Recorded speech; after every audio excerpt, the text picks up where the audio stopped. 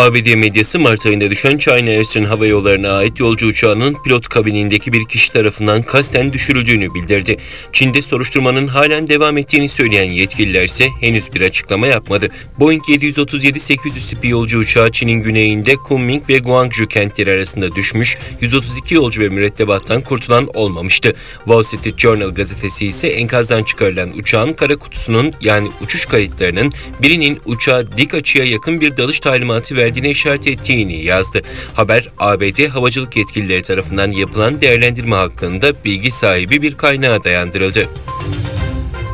Avustralya İşçi Partisi modern kölelik karşıtı plan kapsamında Çin'den ithal edilen ürünlerin Uygurların zorla çalıştırılmasından arınmış olmasını talep etti. İşçi Partisi Dış İlişkiler Sözcüsü'ne göre İşçi Partisi köleliğe karşı çıkmak için yargıda bağımsız bir personel atamayı planlıyor ve her yıl ciddi köleliğe karışan ülkelerin, bölgelerin ve endüstrilerin bir listesini yayımlayacak. Aynı zamanda mevcut alanlardan ürün ithal eden şirketlerin ürünlerinin zorla çalıştırma yoluyla üretilmediğini belgelemelerini gerektirecek yeni bir sistem oluşturulacak. Goldman Sachs analistleri ikinci çeyrekte koronavirüsün neden olduğu ekonomik tahribatın bir sonucu olarak Çin'in 2022 büyüme tahminini %4,5'tan %4'e düşürdü.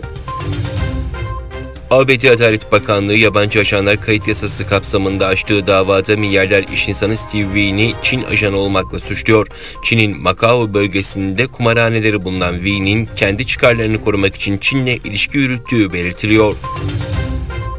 Çin'de rüşvet suçlarını araştıran Disiplin Soruşturmaları Merkezi Komisyonu'ndan yapılan açıklamada Mayıs ayında görevden alınan Para Politikaları Departmanı'nın başındaki isim Sun Guofeng hakkında soruşturma açıldığı belirtildi.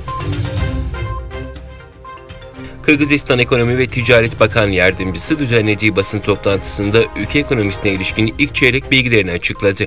Buna göre Kırgızistan'ın dış ticaret hacmi ilk çeyrekte %48,4 artarak 2 milyar 108 milyon 700 bin dolar olarak gerçekleşti.